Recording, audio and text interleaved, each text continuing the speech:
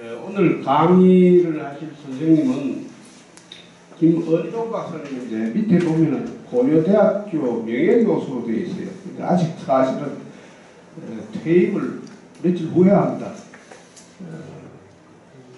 그래서 아직 명예교수라고 하기는 좀 빠르죠. 근데 그건 뭐 들모는 사실이니까.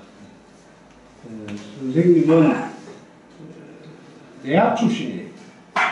의성김씨 내학 출신인데 오늘 여기서 강의를 하시고 우리하고 같이 또 국가진흥원에도 갈 겁니다.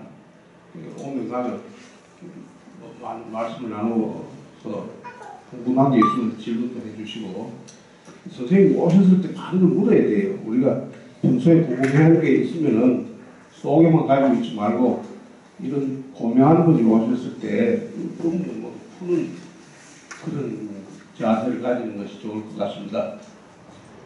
다산 정약용 선생의 일사, 숨겨진 이야기, 잘 모르는 이야기 주제로 해서 말씀을 드리겠다고 합니다. 박수로 환영해 주시기 바랍니다. 예, 방금 학자님에게 소개받은 김은종이라고 합니다. 다산 정약용 선생에 대해서 좀 얘기해 달라고. 제가 사실 이 석사 박사 학위 논문 그리고 그 이후에 36일간 교직에 있었습니다. 그동안 계속해서 주요 연구 대상이 다산 정약용 선생입니다.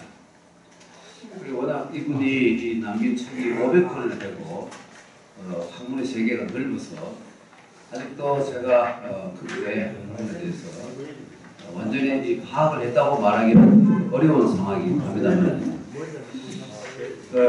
그래서 사실 저는 근래 가끔 어디 나와서 얘기할 게 있으면 퇴계 선생에 대해서 얘기를 좀 했습니다. 예, 그런 퇴계선이라면 제가 좀 어릴 때부터 또 관심이 많고 있어요. 아는 부분을 좀 믿고 있어 전혀 알려지지 않았던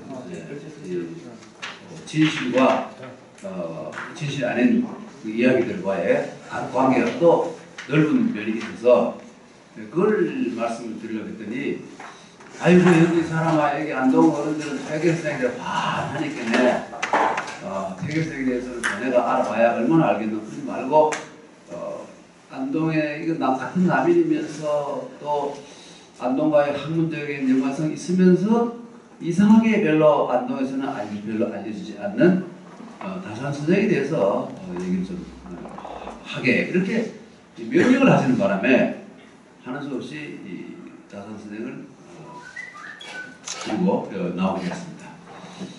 근데 조금 전에 그 퇴계 선생에 관한 입사를 좀 제가 우선 기본적으로 한 가지만 말씀 올리면, 퇴계 선생이 48세 때 그 단양군수로 5개월 동안 계신 적이 있는데요. 그때 이 두현이라는 기생과 깊은 관계가 되어서 이 퇴계 선생이 또 같이 우리가 강선대에 가서 시를 짓고 이러다가 두현이가 퇴계 선생이 이 다음에 형님이 충청 관찰소로 오시는 바람에 형제가 같은 단양이 충청도입니까? 같은 지역에 있으면 안 된다는 상피, 예, 안동 사람들은 생피 붙었다 이게 상피죠. 서로 혐의가 있기 때문에 피해야 되는 거. 이것 때문에 이 어른이 그 정보를 다른 곳으로 바꿔달라고 해서 풍기로 오시게 된 겁니다. 그러니까 이제 단양을 떠나게 됐죠. 그러니까 이 기생 두양이가 그때부터 참 기생의 사표를 내고 이 퇴계선과 같이 놀던 강선대에다가 초막을 짓고 거기서 평생 동안 퇴계선을 그리면서 살았다. 그러다가 퇴계선이 70세에 돌아가시니까 22년 후에 퇴계선이 돌아갔다는 소식을 듣고 이 두양이가 저기에 가서 여기 와서 멀리서 퇴계선 산소에 장사 지내는 걸 보고 멀리서 망곡을 하고 돌아가서 강선대에서 투신 자살을 했다. 그래서 이 죽으면서 거기에다가 무덤을 써달라. 퇴계선하고 같이 이참 모시고 놀았던 그곳에다가 이 무덤을 써달라 이렇게 해서 그 무덤을 써주었다는 겁니다. 이게 그 청주댐 되는 바람에 약간 위치를 옮겼습니다만 어쨌든 그 부분이 있어 지금도 있습니다. 지금도 여러분이 가보시면 퇴계선을 돌로 만들고 두향도 돌로 만들고 이렇게 해서 엄청나게 그 단양군에서 이 투자를 해서 이 관광지로 지금 만들어 놓았는데 제가 그 퇴계선생을 일생을 쭉 살펴보고 연구를 하다 보니까 이 단양에 계실 때의 상황이라든지 이런 걸 봤을 때 오늘 이 얘기 들을 시간이 아니기 때문에 생략하겠습니다만은 이 전혀 사실이 아니에요. 전혀 사실이 아닙니다. 퇴계선생은 두향이라는 이름도 들어보지도 못했고 본 적도 없고 이름도 들어보지도 못했는데 어떻게 이렇게 황당무계에도 온갖 그 시, 이 조선 후기의 여러 시들에 나옵니다. 고관 대작들이 이 단양만 들리면 퇴계선과 두향과의 애려 관계에 관해서 시를 남겨놓은 게 있고, 그 뒤에 또 정비석 선생 같은 분은 이 두향 그 명기열전이라는 그게 또 긴 얘기에서 그 뒤에 또 유림이라는 책을 쓴 최인호 씨는 또 거기다 또 덧붙여가지고 엄청나게 얘기를 해놓고 오페라도 나오고 연극도 나오고 뭐 난리예요. 그런데 연구를 해보니까 결론이 얼굴을 본 적도 없고 이름도 들은 적도 없고 퇴계선보다 훨씬 뒤에 사람이 이게 어떻게 밝혀졌냐면 임방이라는 분인데 숯불림에다가 마을방 밑에 흑토자 분입니다. 이분이 누구냐면 홍봉환의 외조부입니다, 여러분. 그리고 이 오함 선생의 제자예요. 근데 이분이 그리고 오함대라고 시대가 한 150년 떨어지지 않습니까? 근데 이분이 단양군수를 3년간 했습니다. 그러면서 이 두향에 대한 수촌집이라고 물수에다가 마을 촌자인데 수촌집을 쭉 살펴보니까 두향에 관한 시가 있어요. 그게 최초의 시입니다. 그 이상은 없어요. 근데 거기 보니까 어떻게 되어 있냐면 두향은 단양의 기생인데 이쁘고 노래 잘하고 춤을 잘 췄다. 그런데 애석하게도 20살에 죽었다. 죽으면서 강선대에서 이 단양에 온 이 유명한 명사들과 놀던 곳이기 때문에 누구라는 말은 없고요. 그렇죠? 놀던 곳이기 때문에 무덤을 거기에 써달라고 해서 사람들이 거기에다 무덤을 만들어 주었다. 그러면서 이제 무덤에 관한 시를 쭉 쓰는 이게 끝이 이게 뭐 이 두향 스토리 출발이 그거밖에 없어요. 근데 이 양반은 이 색은 좀 다르지만 퇴계선생은 사색당내에 관계 없는 분입니다. 그래서 노론소론에서 퇴계선생을 존경하죠. 퇴계선생 이후에 사색당파가 생겼기 때문에 그 전에 퇴계 진설이 있으면 사실은 생론이 사실 없습니다. 원래는.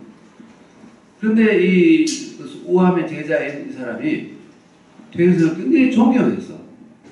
수승대에 가서 퇴계선생이 쓴 시에 차원도 하고 이런 상당히 존경하는 사람인데 단양 군수를 하면서 그게 과연 사실이 그런 일이 있었다면 그 두향묘라는 시에서 전혀 한마디 없는 말이 안 돼요. 거기 분들은 여러분 아시다시피 퇴계선생이 정말 퇴계선생이 가장 아끼고 사랑했던 제자는 학봉, 서예, 월천이 아닙니다. 실제로는 퇴계선생이 가장 아끼고 장래 미래를 걸었던 제자 바로 근계 황줄량 선생입니다. 연세도 제일 많고 근계가 여러분 아시다시피 농암의 손수지 않습니까? 그래서 어릴 때부터 장가를 오자마자 퇴계선생을 알아서 평생 형님처럼 모시고 스승처럼 모시고 두 사람이 그런 긴밀한 관계가 없어요. 과거도 이 양반이 20대에 아주 천재적인 분이에요. 퇴계선생의 기대를 크게 했었는데 성주 목사를 하고 난 뒤에 몸이 좀 불편해서 이제는 그만두고 올라가서 퇴계 선생도 마침 은퇴를 하고 하셨으니 올라가서 이제 퇴계 선생 모시고 승리하겠네 일생을 바치리라고 이렇게 마음먹고 올라오시다가 영주에서 돌아가셔 버렸어요. 퇴계 선생이 얼마나 슬펐는지 퇴계 선생이 일생 동안 이 행장이라는 그런 문체가 있는데 행장이라는 뭐냐면 남의 일대기입니다.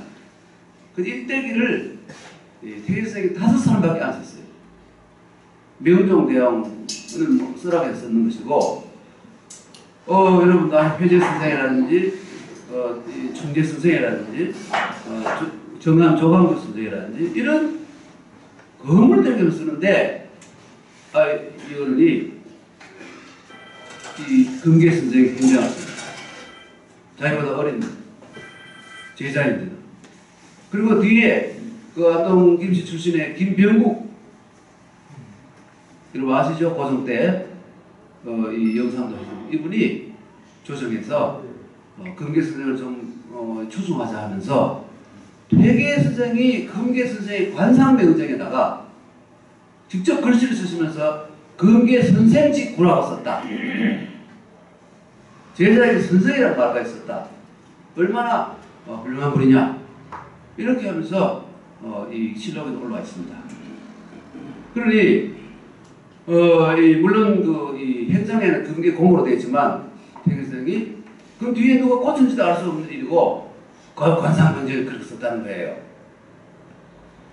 그런데 이 양반이 놀랍게도 이 퇴계 선생이 58세일 때 아직 살아 계실 때 금계 선생이 그 50 그러니까 6년을 6년 5년을 빼면 한 30쯤 됐겠죠. 그때 금계 선생이 단양 군수가 됐습니다. 단양 군수로 5년인가를 계셨어요. 거기에 왜 그렇게 오래 있었냐면 이 금계 선생이 단양에 가보니까 세금을 못 내는 백성들이 다 도망가 버리고 수십 집밖에 안 남았어요. 심각한 상황이에요. 그래서 금계 선생이 이래서는 안 되겠다 해서 세금 때문에 가정의 맹허라고 해서 이 세금을 많이 거두면 호랑이보다 세금이 호랑이보다 더 무섭다고 해서 그런 얘기 있지 않습니까? 그리고 금계 선생이 이 임금에게 긴 장원의 상소를 올려서 이 마을에 10년 동안 면세를 세금을 얻게 해달라고 조선 역사상 유일무이하게 10년간 이 세금을 안 받은 마을이 거기입니다. 그래서 이 금계와 퇴계와 이 두 분이 다 단양과는 깊은 인연이 있지 않습니까? 그런데 금계 선생이 시를 한 2000여 가까이 남겼는데 단양에 쓴 시가 엄청 많습니다. 거기 어디에도 불량이라는 일자 방구가 없어요. 만약에 금계 선생이 되게 도양에서 10년 전부터 이미 무덤가에서 수제를 하면서 초막 속에서 살았다는데 바로 가장 뛰어난 명승지인 강선대 밑에서 그리고 퇴계 금계 선생이 시한줄 말 한마디가 없다는 게 말이 안 되잖아요. 그래 그건 이 보조적인 자료이고 바로 수천 임방의 시에 도향묘라는 시에 보니까 20살에 죽었고요. 그게 말이 됩니까? 20살에 죽었고 퇴계 선생과 관계가 일체 한마디도 없는데 뒤에 사람들이 그래서 단양을 대표하는 아까운 기생이 도향이고 단양고를 살고 간 사람 중에서 가장 알려진 분이 퇴계 선생이니까 뒤에 소설가들이 소설로 엮어서 얘기를 꾸민 거라고 보면 됩니다. 그건 옆으로 아까 나간 얘기고요. 그것만 얘기해도 상당히 오랫동안 얘기했는데 우리 이 학장님께서 어르신들이 다 아니까 하지 말라고 해서 그리고 이 점은 아마 나온 지 얼마 안 되기 때문에 퇴계 선생님 다른 문제는 다 아셔도 이거는 잘 모르실지 몰라서 말씀을 올린 겁니다. 그리고 오늘 이 주제가 다산 선생의 일사인데요. 여러분 다산 선생은 영남 지역에 대해서 별로 안 좋아했습니다. 아버지가 진주 목사를 하시는데 가끔 일이 지나갑니다. 영월에 가서 영월에다가 시도 쓰고 이렇게 했는데 이 해저에는 보면 김한동이라는 분이 계시는데 문안 한자의 동자 이분이 되게 다선생랑 친해요. 한자 동자가 연세는 조금 많지만 초기의 문신으로서 같이 선후배고 해서 아주 친하게 지냈어요. 다산도 알고 보면 생활이 남인입니다. 이렇게 해서 이 안동에 들렸다가 진도에 왔다 갔다 하면서 거기 그 해저에는 갔습니다. 가서 며칠 놀다 오고 남긴 시도 있고 문도 있습니다. 그런데 서 선생이나 태계 선생이 계시는 여기 하회나 여기 저 온내는 아무도 안 왔어요. 그게 좀 이상하다 해서 제가 그것도 여러 가지로 의심을 해봤는데 우선 이분이 퇴계선에 대해서는 아주 모호한 입장을 가지고 있습니다. 우선 철학적으로 말이죠. 퇴계선생은 어쨌든 주자학을 깊이 한 분이지 않습니까? 그래서 해동주자라고 이렇게 불리는데 다산 선생은 20대 때부터 천주학에 아주 깊은 영향을 받아서 천주교에 이 성리학을 체질적으로 싫어했어요. 성리학의 우주관은 간단히 말씀드리면 뭐냐면 이 태초에 천지 계획이 있었고 이것을 주도한 위대한 어떤 유일신이 있었다 이겁니다. 그 신을 성리학에서는 상제라고 부릅니다.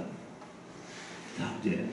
상제라는 말은 은나라 때부터 이 갑불문에서 나오기 시작하는데 그래서 그것이 서경, 시경, 역경 이런 데 상제가 계속 등장하고 서경, 시경에는 상제가 합치면 50번 이상이 나와요. 그 상제는 어떤 상제냐면 여러분이 잘 아시는 기독교의 그 구약 성경에 나오는 여호와하고 거의 성격이 비슷합니다. 화내고 질투하고 신경질 내고 기분 나쁘면 도시 하나를 완전히 이 벼락천둥으로 없애버리고 기분 아주 나쁘면 자기 좋아하는 사람 몇 사람 노아라든지 몇 사람 제외하고 남은 전부 수장시켜버리고 하는 무서운 신으로 나타나는데 그 동양의 고전의 상제도 그런 형상으로 나타납니다. 어쨌든 그 상제가 이 우주를 이 지구를 만들었다 입니다. 그때 우주까지 몰라도 해달별 이 정도는 알아요. 수성, 화성 이 정도는 그걸 넘어가면 모르겠고 그런 우주를 만든 겁니다. 그런데 문제는 뭐냐면 이 고대로부터 쭉 내려오면서 공자를 맹자를 내려오면서 동중서하고 이제 쭉 내려오면서 어떤 상황이 되느냐면 주자에게 내려오면서 큰 변화가 뭐냐면 상제가 우주를 만들었긴 했지만 만들고 난 뒤에는 일체 간섭하지 않아요. 일체 영향력도 발휘, 존재는 하지만 일체 영향력을 발휘하지 않고 모든 권능을 이 우주를 변화시키고 뭐 사회를 변화시키고 이런 모든 것을 인간 개인에게 다 주었다 이겁니다. 그래서 상대의 가장 위대한 권능을 글자로 억지로 표현하면 그게 인의 예지라는 모든 인간에게 인의 예지 상대가 가진 자기 권능을 다 주었기 때문에 그거를 발휘하고 안 하면 네가 알아서 할 일이고 나는 어떤 일이 생겨도 관여하지 않는다 이겁니다. 그러니까 고맙게 만들어준 건 고맙긴 하지만 그 이상 뭐 기도를 한다든지 빈다든지 뭐 어떻게 해서 이 약간의 요즘 기독교에서 말하는 역사, 움직이는 거 이거는 절대로 하지 않는 것이 상제인데 그래서 상제라는 말을 아예 없애버리고 리로 바꾸자 그랬어요. 리로. 이게 정자, 주자 이런 분들의 핵심 사상이죠. 리. 그리고 리는 조작도 하지 않고 활동도 하지 않고 창조도 하지 않고 오직 존재할 뿐이다.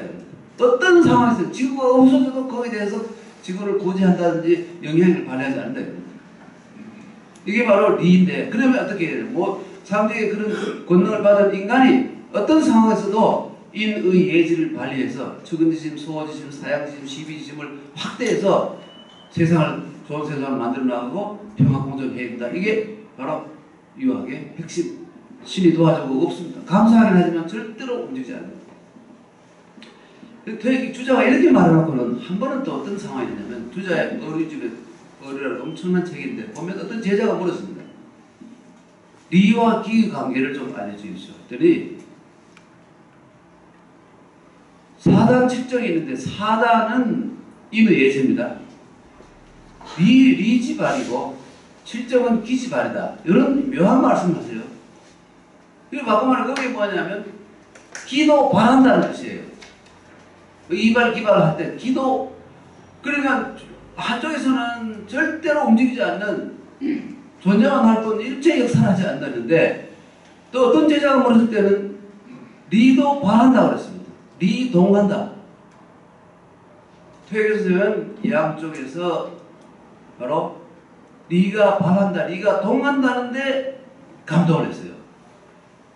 아, 여기 거기서 그렇게 말씀하셨지만 또 이 말이 더 맞는 말이 아닌가 이렇게 해서 그쪽을 따랐고 율곡은 그 말은 되게 율곡 그 말이 만약 주자가 직접 하신 말이라면 나는 주자를 믿지 않겠다 그랬습니다. 누군가 잘못 기록한 것이지 그건 있을 수 없는 주자 철학에서 그건 말이 안 되는 것입니다. 앞에 말했던 네가 조작이나 활동을 하지 않는 거 그걸 믿는다. 이런 상황이 됐어요. 그래서 이 퇴계학과 이 율곡학이 갈라지는 분기점이 바로 거기입니다. 퇴계선생이 살아계실 때는 율곡이 아무 말도 못하다가 돌아가시고 난 뒤에 막 공격을 시작합니다. 가장 심한 공격이 뭐냐면 여러분 저 금가루 있지 않습니까? 금가루를 입으로 넣으면 약이 됩니다. 여러분. 그래서 많이 먹지 말고 여러분 그 아주 고급 일식집에 가면 사시미에 금가루를 정말 금가루를 뿌려 넣습니다. 아주 비싼 사시미집에 가면 그렇게 합니다. 저도 본 적도 많이 있습니다. 그게 몸에 굉장히 좋다는 거예요. 소량의 금가루. 그런데 금가루를 눈에 넣으면 눈봉사가 돼요. 눈봉사가 됩니다.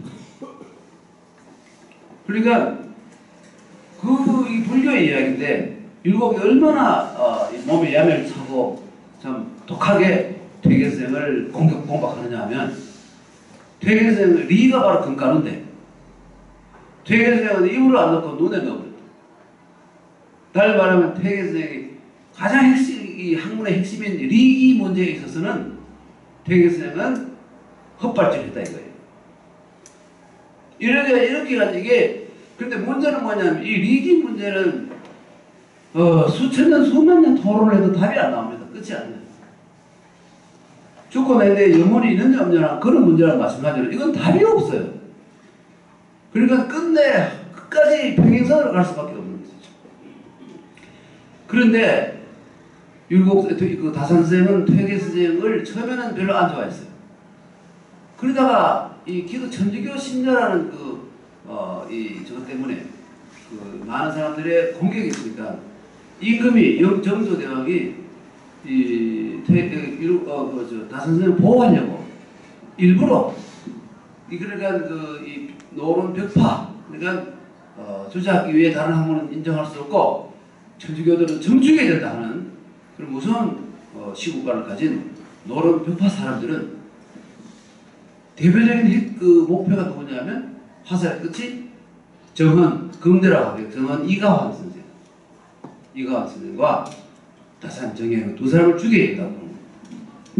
이 핵심 근원을 뽑아야 영향력이 사라지고 이 천주교가 이제 절멸이 된다 이렇게 보는 겁니다. 그런데 그 정조왕은 두 사람을 너무나 아끼기 때문에 원암 최재곡을 먼저 영상을 시키고 또 노론 좀 시키다가 그 다음에는 금대 이가환 시키고 또 세월이 좀 지나면 다산을 영의정으로 시키려고 그런 보관을 가지고 있었던 사람입니다. 그래서 이 남인과 노론을 약간 균형을 잡아야 된다. 임금은 오늘 균형을 잘 잡아야 됩니다. 어느 한쪽으로 치우치면 훌륭한 임금이 못 되는 거예요. 왜 그러냐면 저끼리 싸워도 다 나의 신하이기 때문에 균형을 잡는 것이 굉장히 중요하죠. 그래서 다산을 아끼기 때문에 금대 선생은 청주 목사를 보내고 다산은 금정 찰방을 보냅니다. 찰방 금정 여기에 찰방입니다. 그리고 조정에서 국장 좀 하다가 족지에 역장으로 그냥 떨어뜨려서 거의 귀양과는 마찬가지인데 그걸 뭘 해냐면 거기 가서 좀 반성하고 거기에 있는 천주교도들을 좀 깨우쳐서 좀 그렇게 못하게 하라. 명령을 준 겁니다. 두 사람에게 다. 그래서 이 사람이 다선생이 거기 몇 달 계시는데 하도 참 그때 다선생의 이 서여동생이 있는데 서여동생이 그러니까 이인섭이라는 분이 있는데 이분이 전라도에 고가 전라감사를 하고 있었는데 이분의 그 서자와 이제 다선생의 서처녀가 혼연을 했어요. 그러니까 이제 사장을 하게 되는 것이죠. 사장이 되는데 이분이 가장 아주 앞에서 편지를 보냈습니다.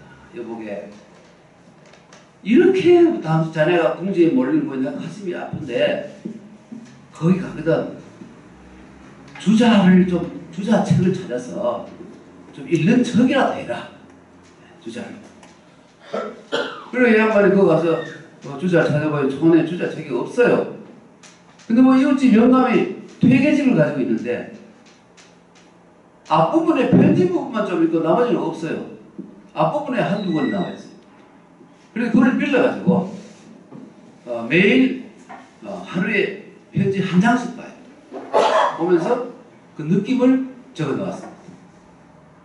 그래서 이제 그게 뭐냐면 내가 역시 여기 와서는 전조학을 하지 않고 주작을 한다는 일종의 약간의 쇼적인 그런 일을 하고 근데 얼마 있다가 임금이 다시 급하게 다시 올라가면서 그 다음부터는 이제 퇴계집을 안 보는 거예요.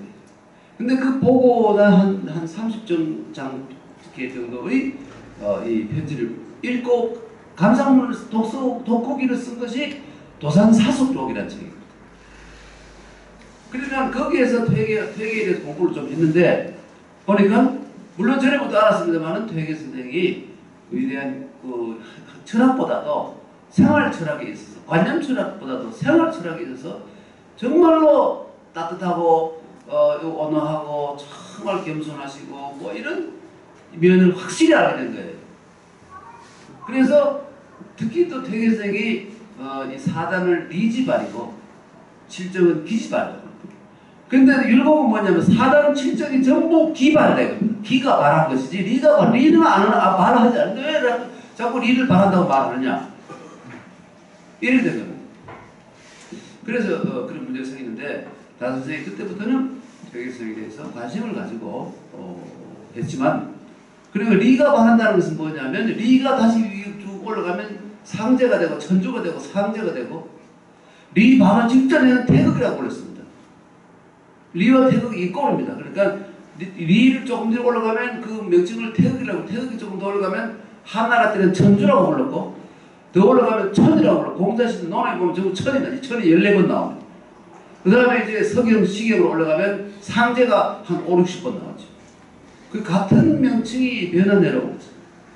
그 퇴계 선생이 리가 동한다는 얘기를 하셨기 때문에 다 선생이 거기에 약간 공감을 해서 호의를 가졌지만 주작 자체가 이 모든 걸 인간에게 맡기고 그래서 인본주의라고 합니다. 신본주의가 아니고 인본의 이 고루가 아니고 조화가 아니고 인본주의라고 해요.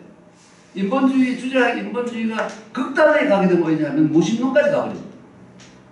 신이 존재하긴 했지만 감사하긴 하지만 일체 인간이 비는 거 기도하는 거 안 받아주고 모든 걸 인간에게 맡기고 존재하기만 한다 그러면 그 다음부터는 사람들이 신을 멀리하고 안 받아도 그만이 무신론으로 갈 수 있는 겁니다.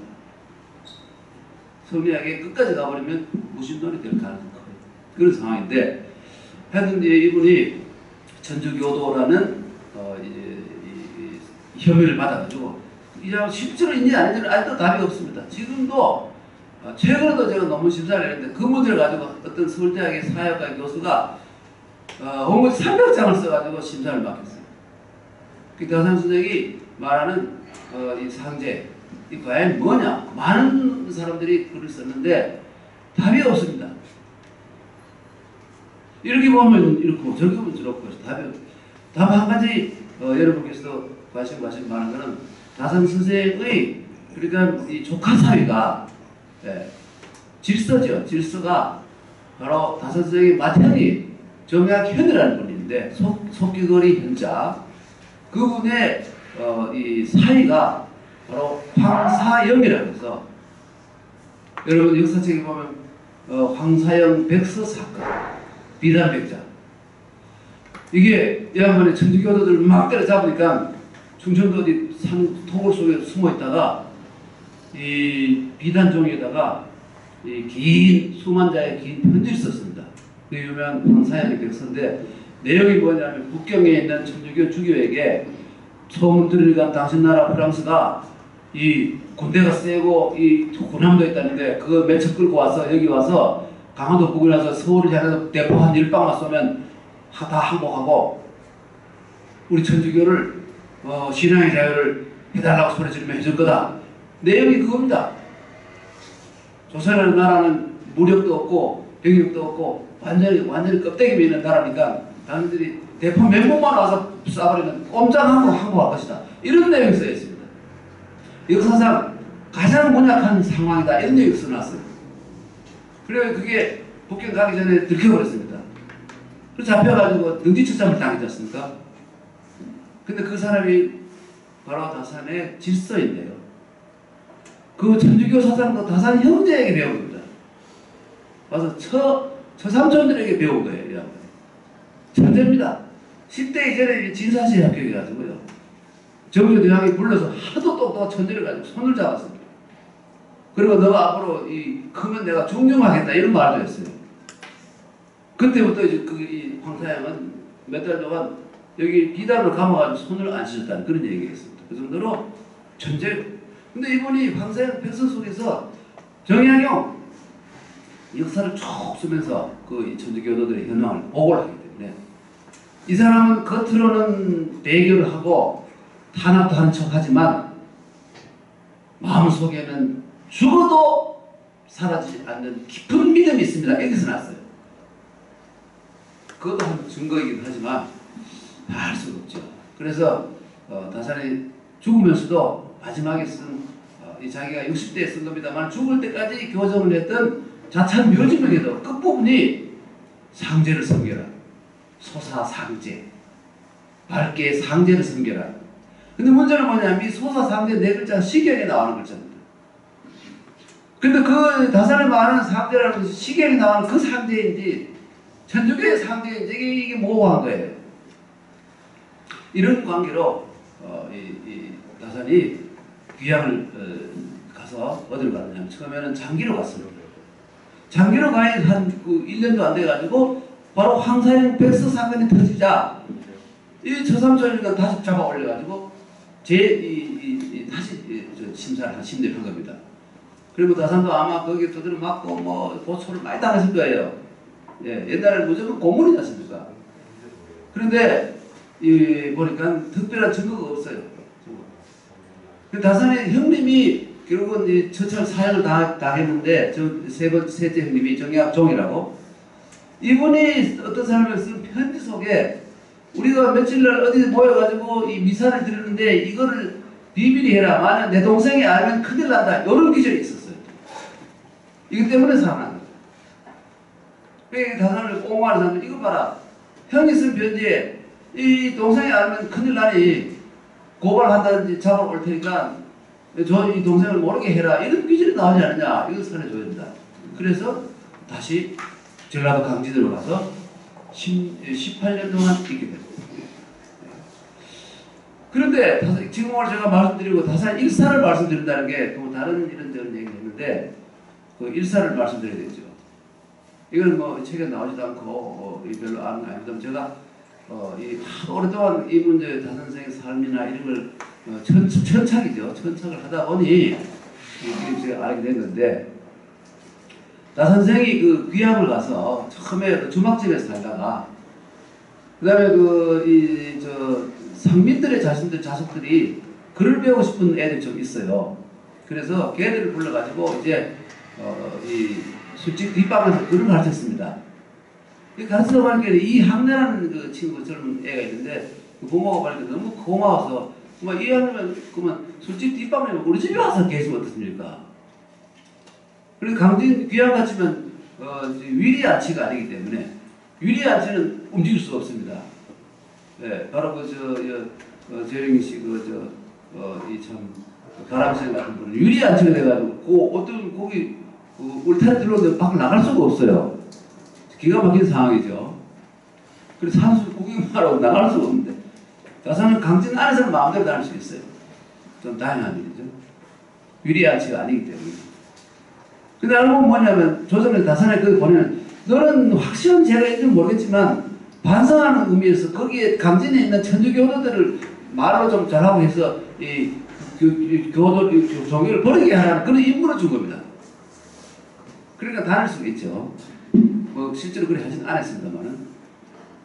그래서 양반이 이 한글 집에 가 있다가 또 제자 집에 가 있으니 좀 불편한 게 있지 않습니까? 그래서 사실 어떤 절 뒷방을 또 찾아가 스님하고 친해서 절 뒷방에 있다가 그 이리저리 전전하다 보니까 상당히 힘드는데 어느 날 그 해남에 있는 자기 그 집안 조카가 왔는데 다산의 외가가 해남입니다. 강진하고 해남은 떨어졌지만 강진에는 윤씨들도 해남 윤씨예요. 네. 내암이 있고 검제 있고 뭐 이런 식이에요.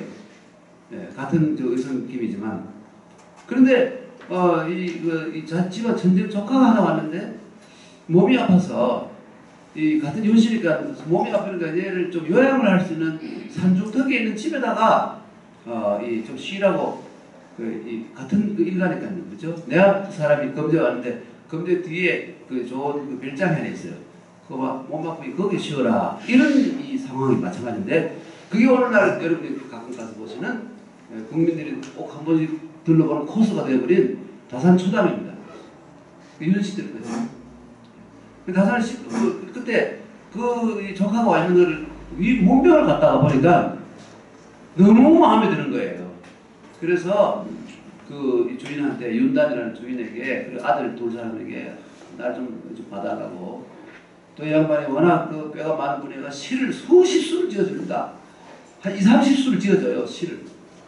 그리고 그 집 주인을 막 신선화시켜서 말이죠. 또 그분이 또 과거에 몇 번 떨어지니까 때려치워버리고 이제 신선 노릇하면서 차를 끓여 먹고 벽곡을 하고 뭐 도인을 하고 이런 분이에요. 도가적 경향이 있어요. 그래서 신선이라고 뭐 어떤 시에다 떠받쳐놓고 막 이래서 기분이 좋으니까 그만 빌려준 겁니다. 그래서 그러니까 1808년부터 18년까지 10년 동안 초당에 있게 돼요. 그런데 초당에 있은 그 봄에 들어가는데 겨울에 눈이 하얗게 하는데 이제 거기 그 방이 딱 두 칸 있는데요. 예. 그걸 그 천일가게라고 새로 지은 거 있는데 그 가기 직전에 있는 방이 있습니다. 거기에 그 선생이 혼자 주무시고 있는데 밤이 자정쯤 돼가지고 뭐 인기차이 나더니 웬 여자가 들어오는 거예요.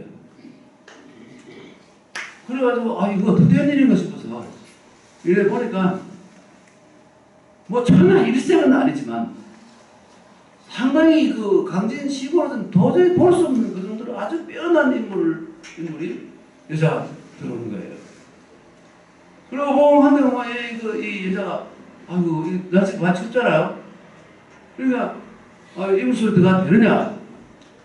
아이고 말도 날도 춥고 한데 들어오라고 이불 소리 들어왔어요.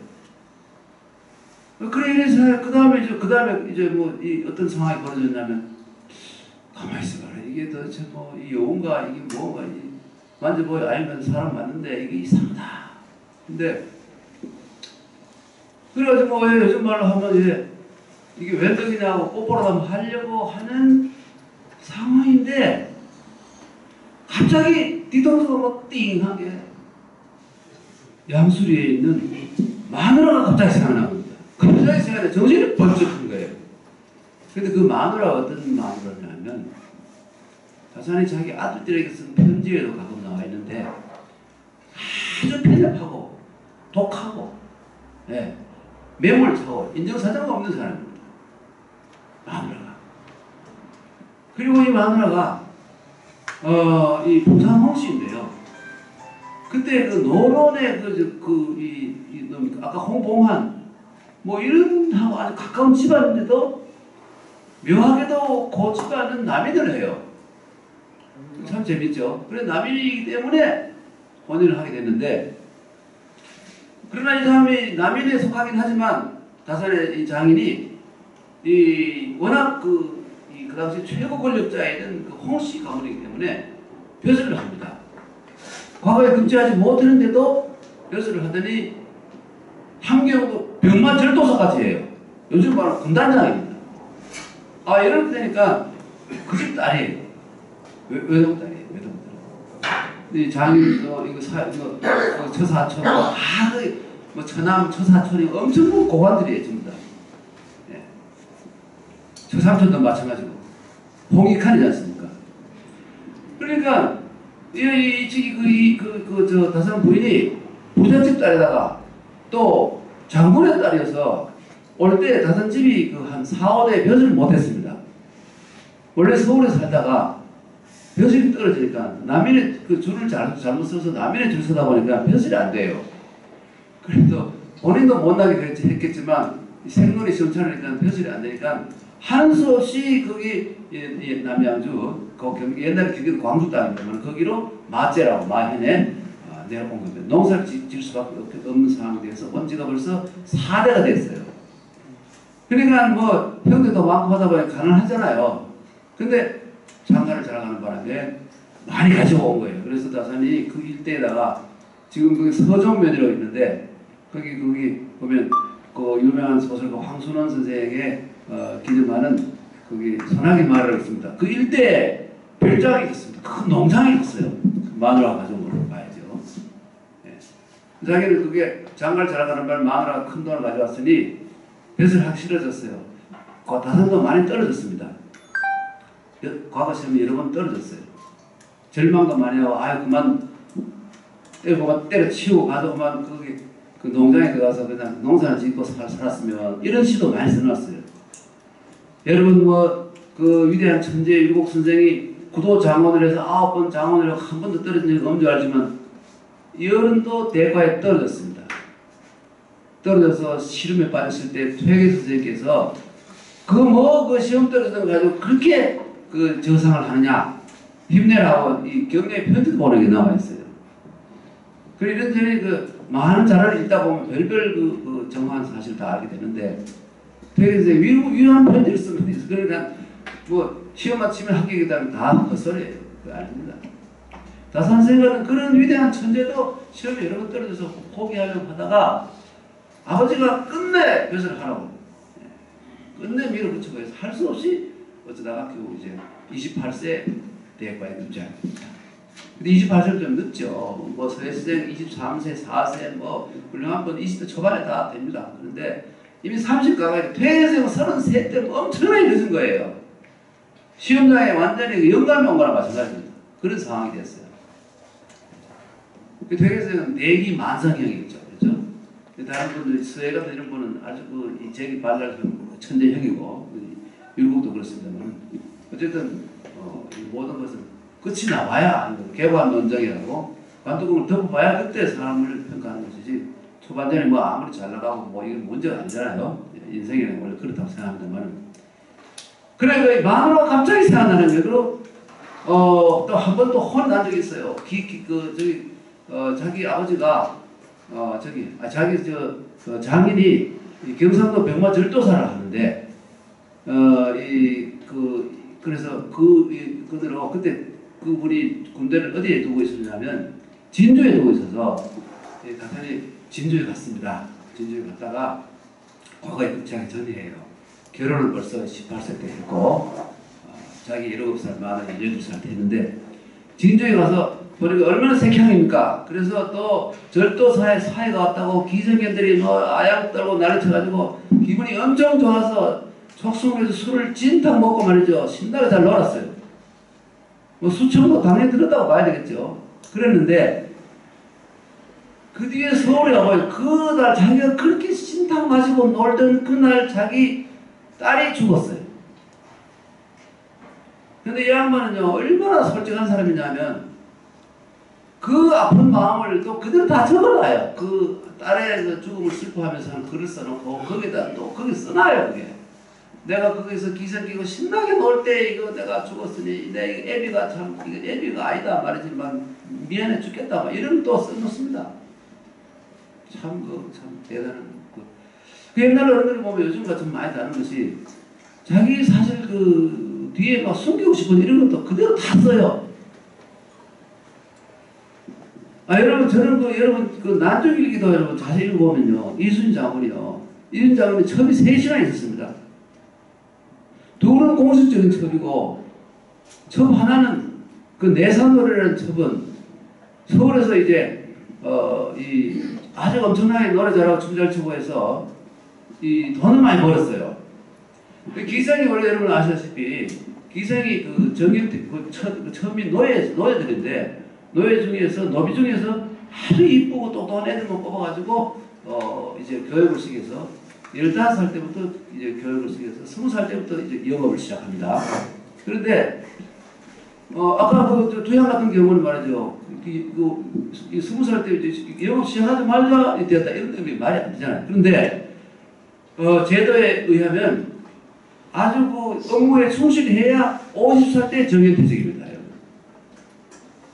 기생 정년퇴직 50이에요. 그 뭐냐면 이제 이 관가에 붙잡혀 있지 않고 나가서 술집을 차리든지 기둥서방을 얻어 살든지 네 마음대로 해라고 풀어주고 천민으로 다시 돌아가는 거. 자유민은 아니지만 돌아가는 것이고. 그래서 좀 못생기고 이런 기생은 뭘 하냐면 이 동원에 그러니까 그 관아에서 밥하는 역할을 해야 됩니다. 그게 완전 식순이에요. 같은 기생 등급이 여러 개 있는데. 근데 이거는 별로 공로가 없기 때문에 60세 돼 정년퇴직이에요. 옛날에 평균 연령이 50도 안 되는 시절 60대는 죽을 때까지 사는 마찬가지 아닙니까? 이거 옆으로 좀 흘러갔습니다.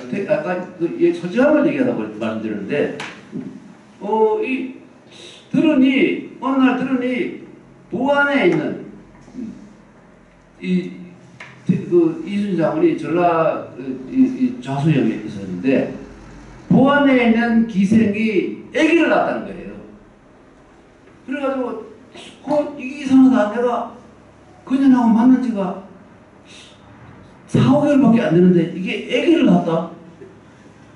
인연이 바람을 피웠구나. 인연을 내가 때려 죽여야 되겠다고 정신을 차려고 꿈이에요. 그게. 이거를 그대로 써놨습니다. 그런데 옛날에 어른들의 그 기록이라는 거 보면 정말 진실하게 솔직하게 기록하는 것 같아요.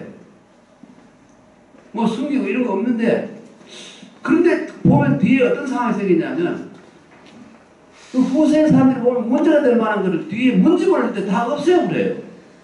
문집을 낼 때. 퇴계생만 해도 많은 있는 걸 있는 그대로 써놓았는데 뒤에 문집을 하면서 그거 다 빼버리는 겁니다. 그런 거를. 뒤에 사람들이 보면 이거 좀 선생의 이 이미지에 약간 소상하게 가자고 다 빼버려요. 그런데 그런 걸 어떻게 하냐면 문서 종이더미로 남아있는 거기에 그대로 다 있기 때문에 그래서 요즘 고문서 연구하기 엄청 유행입니다. 우리나라의 고문서 하기 최대가인 그렇죠? 구봉 선생 이정수 저와 계신 우리나라 최고 자다 보면 동양 최고이고 세계 최고의 이 실력자가 구봉 선생입니다. 고문서, 초서, 고문서, 고제도, 한국물리 이걸 떠나서 이분 우리나라의 공부하는 학자들은 최고봉을 인정하는 분이 바로 구봉 이정섭 선생인데 이거는 지금 안동하고 계시는데요. 이거는 바빠 못 살게 해야 됩니다. 가서 뭐 배우고 말이죠. 기본부터 배우고 아주 최고의 어려운 고문서도 이게 뭐 뜻입니까? 이거 배우고 해야 되는데 그래 하고 계시라고 믿습니다. 근데 여러분은 여기 와서 이 강의 듣고 계신다는 뭐 잘못된 거예요. 저분이 바빠서 이거 못 오셔야 됩니다. 근데 이거 와 계시니까 저를 또 아끼시고 그래서 제가 선생님 제자입니다. 그래서 오셔 저놈이 말 똑바로 하는지 한번 봐야겠지. 일부러 바쁜 중에 오신 겁니다. 예, 그래서 이제 퇴계생이 문집으로 모판을 하지 않는 도산전설이라는 게 있는데 거기에는 보면 있는 그대로 다 있어요. 활자본이 아니고 필사본인데 거기에는 그대로 다 있어요. 그 경우에 따라서 그때 그걸 좀 없애버리지 이건 왜 남겨놨을까? 이건 좀 퇴계생 이미지에 좀 손상이 가는데 이런 그 점 있어요. 그러나 요즘 학문의 경향이 어떤 이 구린 데도 있고 숨기는 데 있어도 그게 문제가 아니라 그 사람의 학문 중에 가장 빛나는 하이라이트가 뭐냐 이게 중요하다. 이게 있느냐 없느냐에 따라서 그분의 가치를 논한다기 때문에 기생이 망치급이 많았고 모욕을 했고 이런 건 관계가 없다 이겁니다. 요즘 이상한 미투 시대가 이상하게 됐습니다만 조상들은 그렇지 않았지 않습니까? 그런데 이분이 갑자기 이제 어떻게 하면 요즘 말로 오빠로 하면 하려고 그러는데 부인이 갑자기 생각난 거예요. 알면 큰일 납니다. 네. 그래서 정신이 번쩍 돌아오니까 몸이 오그라들지 않습니까? 그래 이리 앉아가지고 여자한테 일어나라. 미안하다. 미안하니까 좀 내가 망설하지만 춥기도 하고 하지만 가라. 밖에 막 11월 달에 음력 11월 달입니다. 찬바람이 쌩쌩 불고 온 눈 산에 막 눈을 덮였는데 여자에게 가라. 이 여자가 하루 가야 되지 않습니까? 가는데 좀 미안해요. 그래 잠깐만. 내가 시를 한 수 지어줄게. 시를 지었어. 근데 아주 사랑하는 여자하고 헤어지면서 시를 지은 거는 퇴계 선생은 사랑하는 여자가 없었기 때문에 없고 율곡 선생이 죽기 5개월 전에 20년 동안 자기를 죽으라고 사모하던 그러니까 황주의 최고 이쁜 여자 기생이 유지라고 있는데요. 그들 유자에 같이 지자입니다. 황진이 수준의 아주 미녀인데 어떻게 해서라도 원래 20년 전에 율곡 어떻게 만났냐면 황주 감명에 갔더니 황주 이제 고론이 율곡 선생이 왔으니까 제일 이쁜 여인을 골라가지고 수청을 드리겠다. 제일 이쁜 여인을 뽑아볼게 나에게 15살이에요. 그리고 기생은 15살도 가능하지 않습니까? 그래서 율곡이 아내라고 보기에는 너무 어려요. 너무 이쁘고. 그래서 도대체 너는 어떻게 기생이 되느냐 얘기를 하게 됐더니 알고 봤더니 양반집에 아버지가 양반이었는데 어머니가 이제 신분이 전차내면 옛날에는 종목법이라고 해서 신분이 엄마에 의해서 결정이 됩니다. 엄마에. 종목법으로 하면 아버지의 신분에 따라 결정이 되기 때문에 양반이 되는데 어머니가 종이라든지 일반 상민이면 어머니의 신분과 같아서 그래요. 그리고 그 얘기는 조선 후기에 종이 국민의 60%를 넘었다는 겁니다, 여러분. 놀라운 일입니다. 조선 후기에 국민의 60%가 종이었어요, 신분이. 기가 막힌다. 그래서 이거를 우리가 밝혀내 일본 학자들과 미국 학자들이 이걸 조선 사회가 어떤 사회라고 밝혀내게 이게 참 엄청난 충격을 다가오는데, 예. 그런데 이거 유지가 신분이 그렇지만 그래서 어릴 때부터 종이 되는데 기생이 되는데 너무 이쁜 거예요. 그리고 약하고 버리게 해서 율곡이 안 건드렸어요. 그러니까 이 유지 입장에서는 이렇게 감사할 고마운 분이 있나 싶어서 계속 기생을 하면서 이제 마음에 두고 있어요. 어떻게 해서라도 이거 자기를 근데 이 유지는 예기에 속합니다. 기생 가운데 최고 예기인데요. 예기는 몸을 팔지 않습니다. 아무리 관찰사나 이런 사람이 골론도 예기는 못 건드려요. 예기가 응하면 가능하지만 강제로는 안 됩니다. 그 되면 고발하면 그 사람이 면직이 됩니다. 예기라는 존재가 있습니다. 근데 그 유지도 예기에 속하기 때문에 그 순결성을 계속 유지하면서 어떻게 해서는 자기가 기회만 있으면 율곡 선생에게 이제 바치겠다. 이런 상황이에요. 그래가 율곡이 마지막으로 자기가 병이 있는 걸 알고 그 황주에 있는 자기 누님이 있는데 누님에게 가서 그 하직 인사하러 갔어요. 가서 돌아오는데 율곡이 왔다는 걸 이제 소문이 나니까 이 여자가 찾아온 거예요. 황주에서 따라와가지고 길에서 만났어요.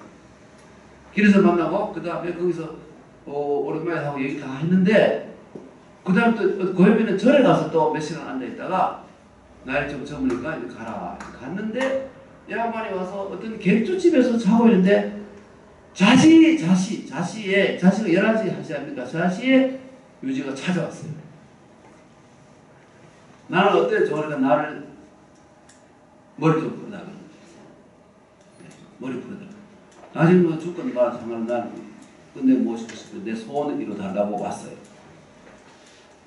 그런데도 이 양반이 이 여러 가지 고려해보니까 끝내 손을 대지 않고 이튿날 아침까지 이 얘기로 하고 이야기를 하고 난 뒤 불을 밝히고 다시 불을 밝히고 밤새 이야기를 하고 난 뒤에 헤어지면서 그 쓰라린 마음 이런 거를 긴 시로 지어가지고 그게 유지사라는 시가 율곡에서 직접 쓴 율곡의 글씨로 쓴 시가 지금 남아 있습니다. 그 시가 이화여대 박물관에 있어요. 그 이화여대 총장이 그걸 알아가지고 저한테 와서 그걸 좀 거기에 있는 여러 사람들한테 유지사의 그 전후 상황을 좀 강의를 해달라고 제가 가서 2시간 동안 유지사에 대해서 상세히 설명해주고 여기 화면을 띄워놓고 보여준 적이 있어요. 제 작년에 그런 일이 있었습니다. 그거 마찬가지로 이분들이 시라는 게 그럽니다. 뭐 우리 김홍길 씨도 앞으로 그런 이 시를 남겨야 될 거라고 생각하는데 그 정말 절절한 참 절창이 거기서 나오는 건데 유지사가 절창입니다. 단순히 쓴 장시인데 그렇게 좋은 시가 없어요. 중간에 고치고 이런 장면까지 그대로 다 찍혀 있어요. 네. 그런데 유곡 태계에서 이 다산생도 그 여자에게 시를 써줬습니다. 그 시 내용이 제가 여기 뭐 칠판에 시간도 없어서 제가 그냥 읽어드릴게요.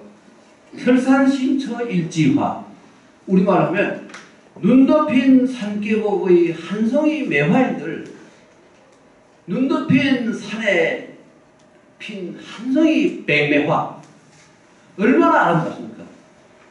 인간에 비교한다면 동양에서 가장 그 미의 상징인 서시 이 정도로 돼야 이제 눈 덮인 산계곡의 한송이 매화쯤 된다. 붉은 깁에 쌓인 복사꽃만 하려면 붉은 깁은 뭐냐면 비단이에요. 붉은 비단에 쌓인 복사꽃. 그러니까 복숭아꽃인데 그것도 붉잖아요. 복숭아꽃이. 그런데 그것도 붉은 비단으로 쌌어요. 예.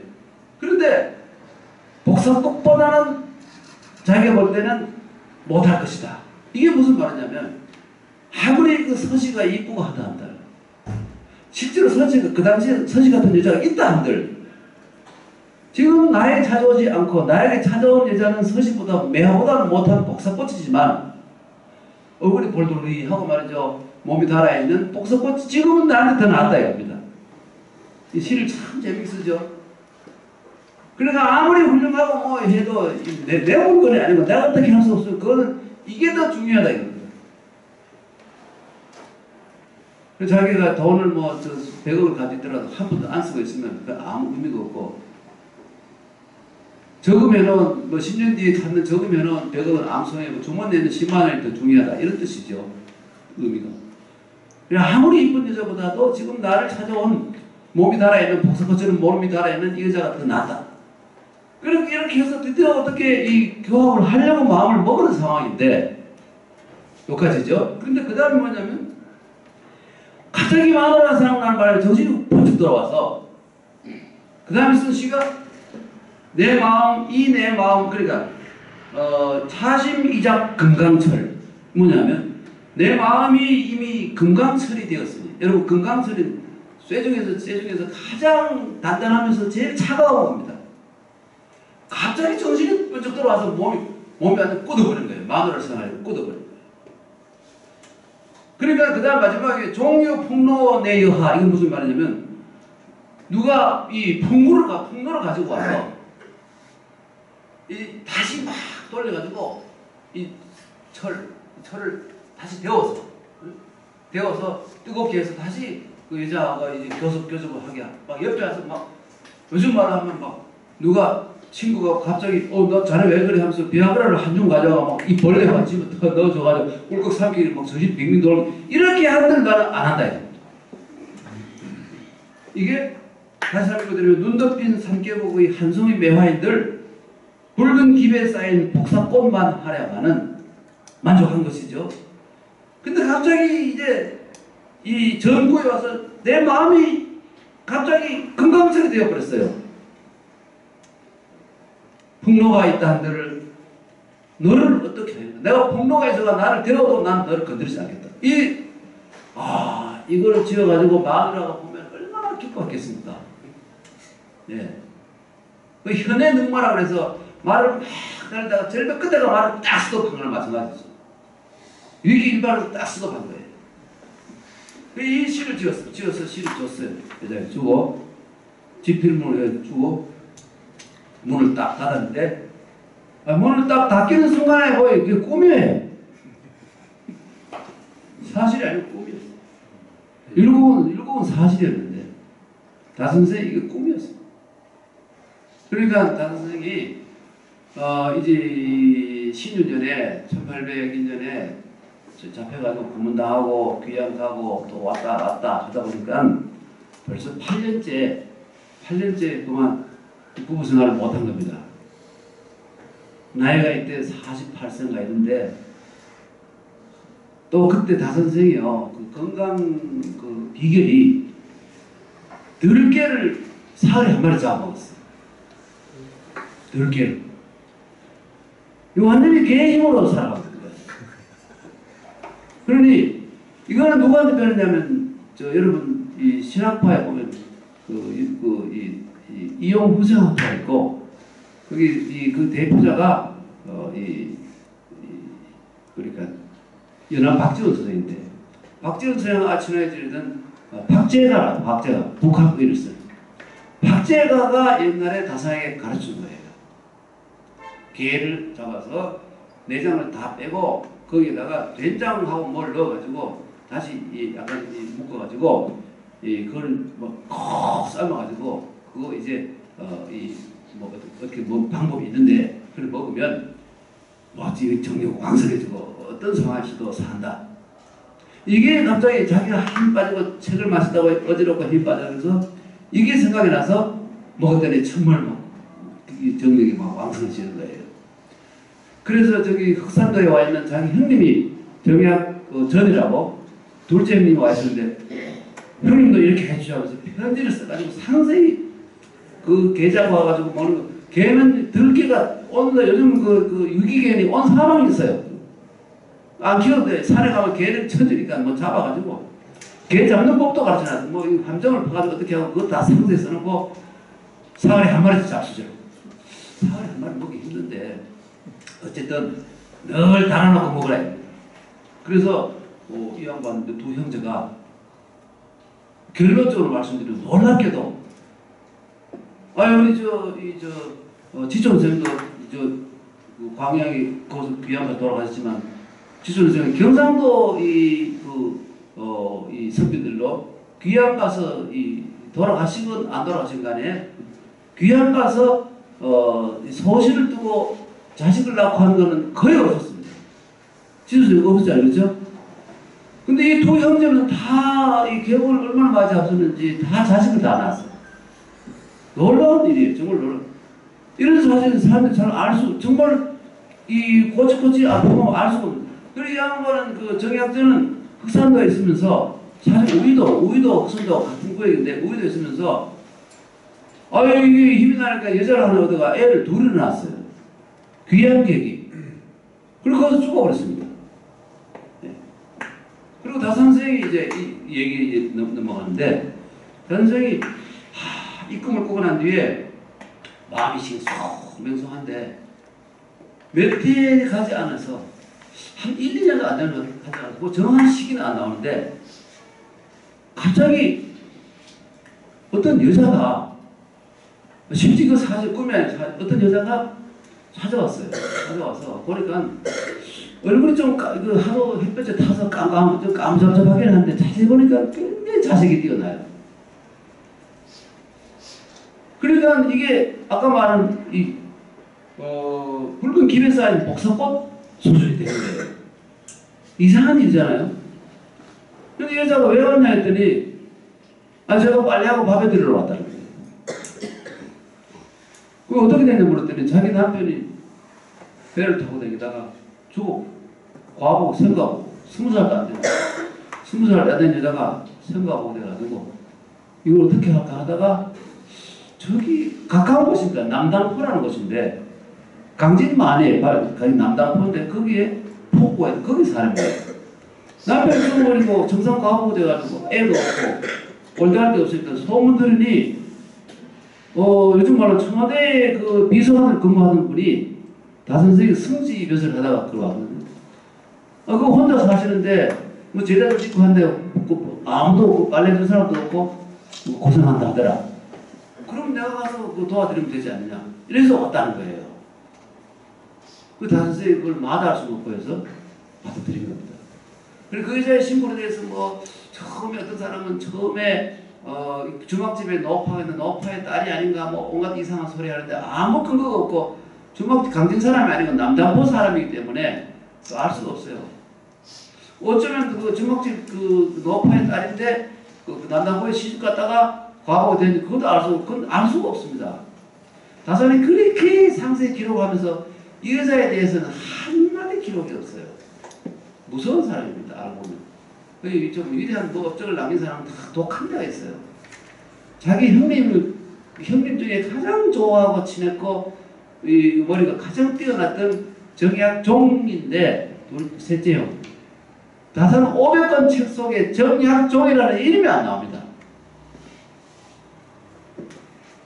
동고 고금의 온갖 사람 이름 다 나오면서 자기 형님 이름 한 줄도 안 나와요. 큰 사람이죠. 천주교의 관계 때문에 그래 했을 거예요.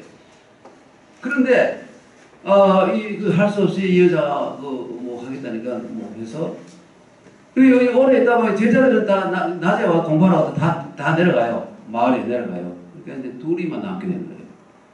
그러다 보니 뭐 이제 선생님이 적적하니까 뭐 이런저런 얘기하다가 그만 아이고 이게 운명의 뭐이다 해가지고 그만 손을 잡아보고 그 동침을 한 겁니다. 이렇게 해서 딸을 하나 낳았어요. 홍임이라는 이름도 있습니다. 이름만 남아있어요. 홍임이라는. 이건 원래 몰랐었는데 그 마을에 집이 있지 않습니까? 다산 초당 밑에 그 윤단이라는 사람의 집인데 윤단이가 바로 다산 초당 밑에 마을의 사람이에요. 그 제일 부잣집입니다. 그 후손 중에 한 사람이 윤재찬이라는 사람이 있었는데 윤재찬이라는 사람이 돌아가신 지가 한 30년 넘었으면은 바로 그 우리 촌장님의 이 스승이신 그 벽사의 이우성 선생하고 또 촌장님이 아주 좋아하는 구용 선생이 거기에 강진 초당에 답사를 갔어요. 답사를 가니까 그 바로 윤재찬 선생이 제일 연세도 많을 뿐더러 공부도 많이 해서 글씨를 아주 명필입니다. 글씨 잘 쓰시고 그 역사를 꿰하게 아는 사람이에요. 다선생 역사를. 그래서 이 양반은 누가 오면 그 다선생 소개하는 게 자기 인생의 삶의 즐거움이에요. 근데 그 집에 자면서 이런저런 얘기했는데 김구용 선생이 그 열국지 지금도 많이 팔리고 있는 한국 최고의 그 열국지 번역한 분이 김구용 선생이 바로 우리 촌장님의 스승이죠. 그렇죠? 김구현 선생이 원래 이게 소설을 쓰고 시를 쓴 사람이기 때문에 아니 영감님 다선생이 18년여 계셨는데 그 뭐 밤에 뭐 혼자 주무셨을까요? 이런 질문을 했습니다. 그랬더니 이 양반이 깜짝 놀라면서 아니 내가 이게 수십 년 동안 선생님들을 대답해봤지만 이 문제를 모르는 사람은 처음이다 이러면서 아니 묻는 김에 내가 얘기하지 이러면서 이 양반이 입을 벌려서 얘기해서 의자가 나오고 딸 이름이 나오고 이렇게 해서 알려진 겁니다. 몰랐죠. 다선생도 일체 그 책 속에 한 미절도 없으니까. 그래서 이 딸이 하나 낳은 딸이 그래서 다선생이 1818년에 네 그것도 저걸 벗어났어요. 드디어 이제 너무 오래 있었기 때문에 뭐 여러 가지 이 상황이 뚜렷한 증거도 없었는데 18년 동안이나 그 귀향했으니 그 너무하지 않냐 이런 또 여론도 있고 그 여론을 주도한 사람 중에 한 분이 이 순자 돌림인데 순방할 수 이 야순이 아니고요 광래선 이모순이라는 분이 되게 후손인데 이 양반이 앞장서서 이렇게 억울하게 오래는 법이 있느냐 이렇게 또 여론을 주도를 했어요. 네. 그래서 이제 드디어 풀려 나옵니다. 흘러 나오는데 이제 올 때 큰 고민이 생긴 거예요. 이 애가 딸이 지금 4살인가 5살이 됐습니다. 1810년부터 초등생활 18년까지 했으니까 아마 한 2, 3년 뒤에 이 꿈꾼 2, 3년 뒤에 실제로 여자가 왔고 아기가 생겨서 4살 된 거예요.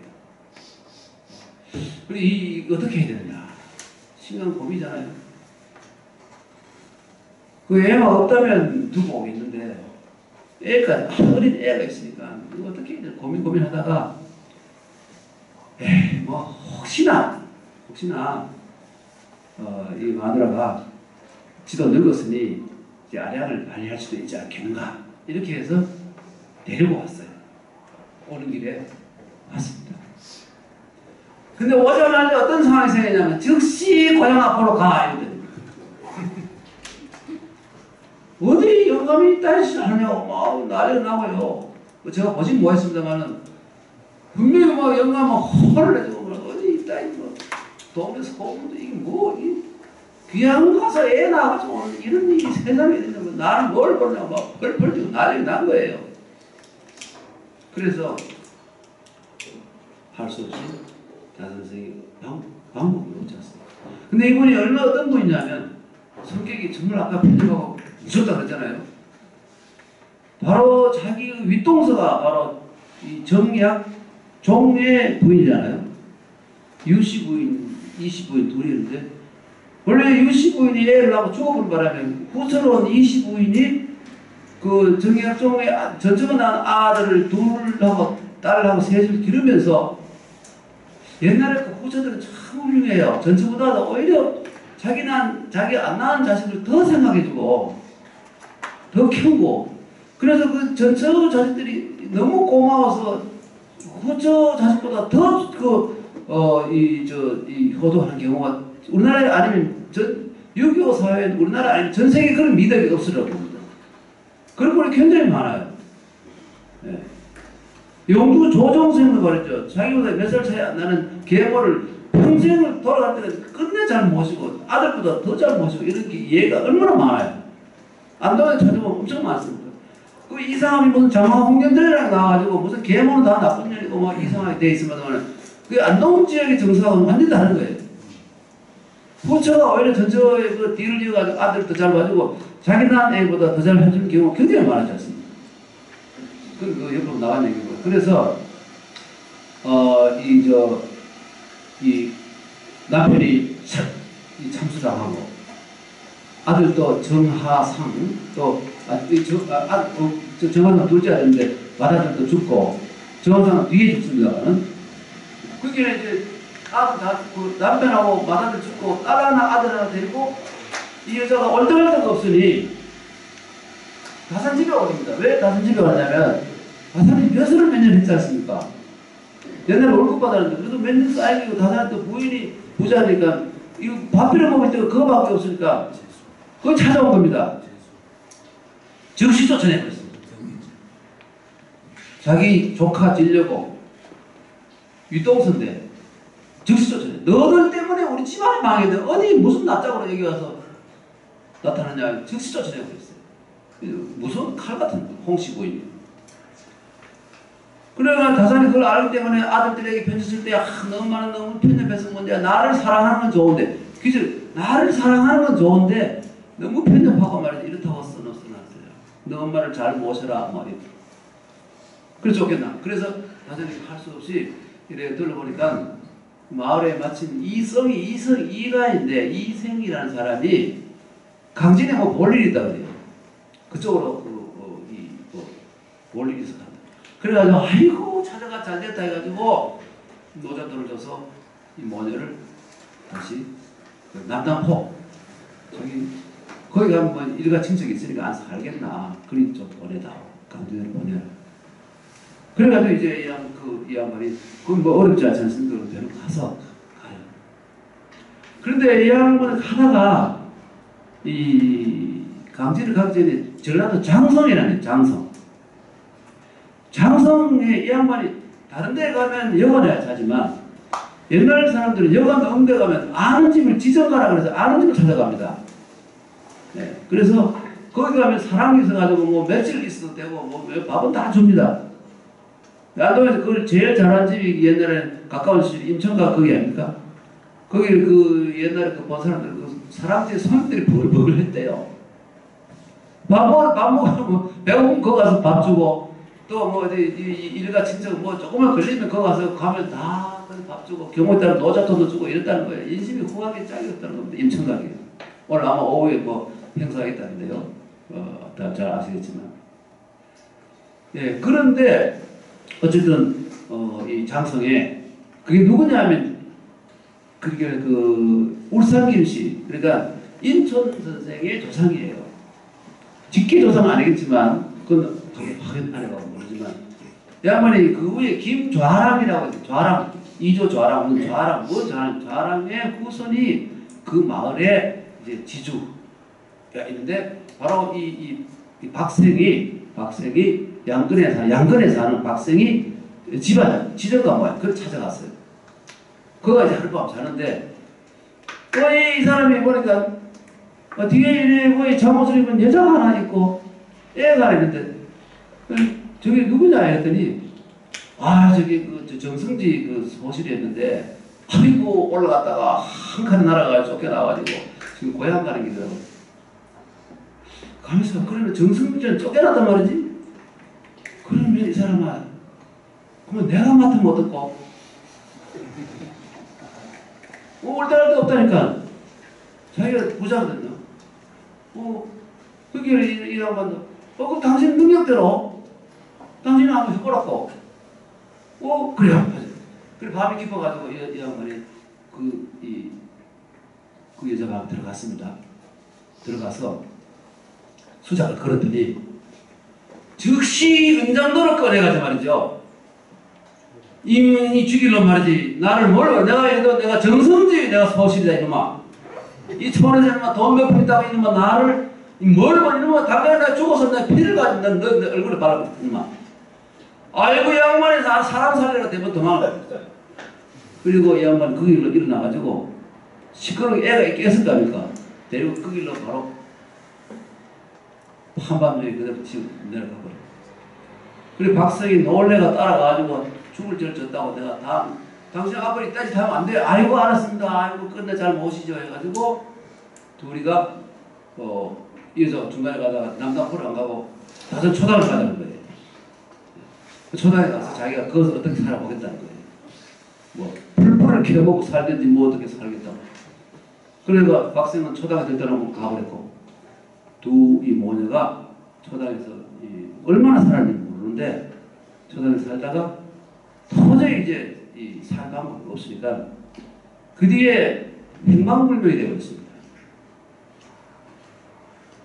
그래서 많은 사람들이 뭐 어디 살다 안 돼가지고 어디 부잣집에 소신을 갖겠지. 아니면 둘이 그만 해라디 세상 더러운데 그만 바닷 가니까 그만 물에 빠져 죽어버렸는지. 아니면 그때 남당 포구가 상당히 번화한 포구여가지고 제주도에서 많은 상선이 왔다 갔다 했답니다. 이 꼬라지 보고 싶은데 벗어나서 제주도 가버렸는지.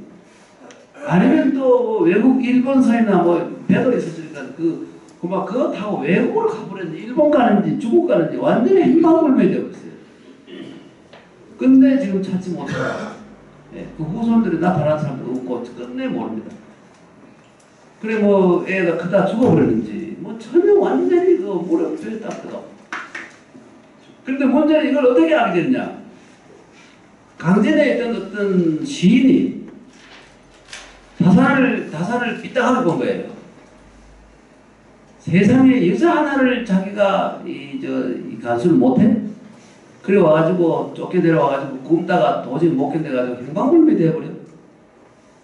야 이건 내가 존경하는 그 위대한 실학파의 거두이며 경국제세의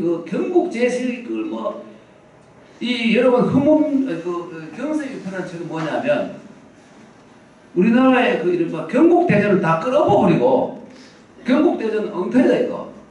조선 500년 내로 얻은 경국대전 엉터리 다 엎어버리고 내가 쓴 이 책대로 해야 된다. 정부는 뭐 어떤 나누고 어떤 나누고 모든 걸 다 새로 정비해가지고 이대로 하면 이상국가가 된다. 이게 바로 이게 경제인표고요. 그 다음에 법률 체계가 엉망진창이에요. 이 수령은 이렇게 하고 같은 사건을 가지고 이 수령은 사형내려 이 수령은 뭐 무죄가 되고 막 개판이니까 이걸 내가 바로잡아야 되겠다 쓴 책이 흠흠신서입니다. 흠흠신서는 흠흠이란 말은 요전에 나온 말인데 한 사람이 생명이라도 공경하고 공경해라. 인명을 함부로 죽이면 안 된다. 이런 의미를 담고 있어요. 그래서 이게 바로 이 율법전서는 마찬가지입니다. 이거를 자기가 썼어요. 이대로 하라 말이지. 그리고 공무원들이 나라까지 썩어가지고 음악 어떤 이거 저 무신규씨의 그 훌륭한 뭐 삼사한 이런 천백대로 남기도 하지만 형편에 없는 탐관오리도 아주 나쁜 놈들 많아요. 주사 김정희 아버지 같은 탐관오리예요. 그래가지고요 자랑해서 잘려가지고 귀양 갔습니다. 아들이 잘나서 그렇지 알고 막 해보면 전부 뭐 그 모양이 엄청나게 많아요.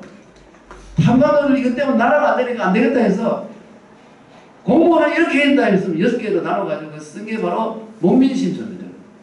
공무원들은 이걸 읽고 이렇게 훌륭한 공무원들이 많았는데 왜 이들 안 하고 왜 탐악질 일 하느냐 이렇게 했어. 그러니까 이 모든 그리고 경서가 250건 되는데 주자가 해놓은 게 대부분 틀렸다. 우선 상제에 대한 관념부터 틀렸지 않느냐. 상제가 계셔서 이 감림을 하면서 내려보면서 다 이게 이 역사를 하시는데 그걸 안 한다고 하니 그게 그 생각이 그 틀린 거 아니냐. 주자 안 되겠다. 주자의 하게 생각을 가지고 쓴 사서 삼경에 있는 주들은 주자의 사상 넣으면 다 빼내고 거기다가 그 유신론의 신이 역사한다는 그런 의미를 넣어야 되겠다 해서 전부 다 바꿔놓은 게 이게 사서 삼경에 노노 고금주 뭐 주역 사전 뭐 맹자열 뭐 추고직 뭐 전부 그런 책들입니다. 그러니까 이 영남의 그 퇴계선을 모시고 주자를 모시면 여기서는 이게 미친놈 아닌가 이래가지고 아무도 책을 안 봐. 이 책이 다산 책은 여기 남아있는 게 없습니다. 그래 다산은 또 늘 영남의 친구들한테 편지를 써가지고 자네들은 정말 답답한 사람들이야. 앞뒤가 꽉 막혀가지고 이 더 이상 생각을 해야지 어떻게 이렇게 완전히 꼴통 보수들이냐 이렇게 편지를 써놓은 게 있습니다. 알고 보면 지금도 우리가 좀 꼴통 보수적인 분위기가 있는데 그게 나쁜 건 아니겠지만 한번 저항을 잘 안 바꾸고 끝내 지키려고 하는 어떤 끈끈한 무서운 어떤 저력이 있는 지역이 여기가 맞는 것 같아요. 무슨 수를 써도 김대중 때도 그렇고 뭐 아무리 해도 심으려고 안 되잖아요. 여기서. 그건 뭐 여기 나가는 얘기입니다만은 그런 위대한 사람이 여자 하나 그것도 자기 애까지 낳은 사람을 간섭을 못해가지고 이렇게 됐으니 이게 명실이 불상고하지 않느냐 이렇게 해서 아주 비꼬는 은근히 마음 만드는 그런 마음을 담은 장편 시를 썼습니다. 그 시가요 이게 바로 거기가 포구 이름이 남당이기 때문에 남당 사라 그래가지고 장편 시를 썼어요. 근데 이거를 몰랐었는데 한 10여 년 전에 화문하게 보면 이래 하다 보면 공문서 뒤지고 하다가 발견했어요. 발견해가지고 이제 알게 된 겁니다. 상황이 이럽니다. 알게 된 거예요. 그러니까 이 모든 사람에게 완벽한 사람이 없다. 이것도 완벽한 사람이 없다. 바꿔 말해서 이게 내 주장은 못 이기고 이 마누라도 못 이기는 사람이 없구나 알고 있겠네요. 전 역사의 모든 영웅들을 주자까지도 깔아뭉기고 더 올라가서 위대한 경학자 정현, 마용 어마어마한 사람들 이런 사람들 다 깔아뭉겼어요. 이래 틀렸지 않냐? 그런 자기 마누라나 소신을 가서 못해가지고 냉방문을 되게 하고 그걸 숨겨서 이런 바보도 하지 않고 인간이 보면 이런 이중적인 면이 있구나. 우리 참 원장이 문학을 합니다만 도스토옙스키가 위대한 사상가인데요. 그 양반의 결론이 뭐냐면 인간이 위대한 하늘같이 위대한 일을 할 수도 있고 악마 중에 악마도 할 수 있는 인간이 그 마음이 왔다 갔다 하는 사이에 전동과 건강이 왔다 갔다 하는 마찬가지로 가장 악질적인 인간이 될 수도 있고 가장 이제 신과 같은 사람 될 수 있다는 이중적인 존재니까 맹자의 성선설도 틀렸고 순자의 성악설도 틀렸고 선악이 다 같이 있는 존재다. 어느 쪽을 발휘하느냐 이게 문제이지. 이게 성선설, 성악설을 틀렸다고 말하는 거 그런 얼토당토 안 되는 그걸 결론으로 삼아서 근데 이게 제가 시간이 부족해서 말씀 다 못 드렸는데요. 혹시 다음 기회가 있으면 또 말씀드립니다. 시간 약간 너무 미안합니다.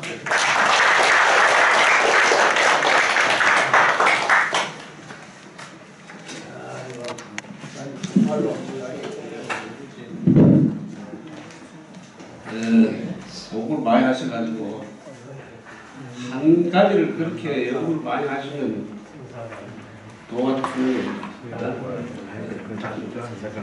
열공을 하셨어요. 우리 안도에도 이런 좋은 학자들이 여러 분 계십니다. 이제 우리 김대학이 차례차례로 다 모시고 박수를 한번 더.